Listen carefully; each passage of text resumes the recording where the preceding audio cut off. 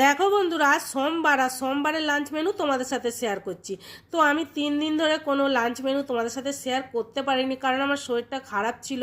আমি সেরকমভাবে রান্না তো করতেই পারিনি, আর ভিডিও করার মতো অবস্থা ছিল না। যত পুরানো ভিডিওগুলো ছিল আমি পোস্ট করছিলাম। তো যাই হোক, এখানে দেখো, এখানে আছে ভাত, আর তার সাথে আছে এক টুকরো লেবু, সাথে একটা কাঁচা লঙ্কা, আর তার সাথে আছে স্যালাড। আর দেখো শসাটা পড়েই গেল। তো স্যালাডের শসা আর পেঁয়াজ, আর একদম সামান্য একটু রান্না করেছি। যাই হোক, আমি ভাতটা কিন্তু সাজাচ্ছি, জানি না কতটা খেতে পারবো, তো নিয়েছি।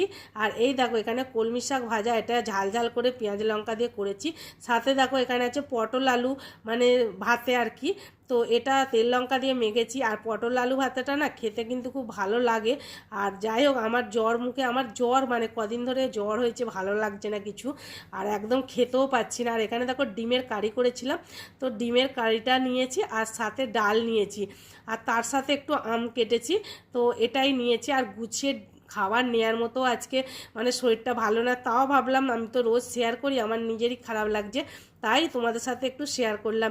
তো এটাই ছিল আমার লাঞ্চ মেনু। আমার লাঞ্চ মেনু তোমাদের কেমন লাগলো অবশ্যই কমেন্টে জানিও। চলো টাটা, সবাই ভালো থেকো।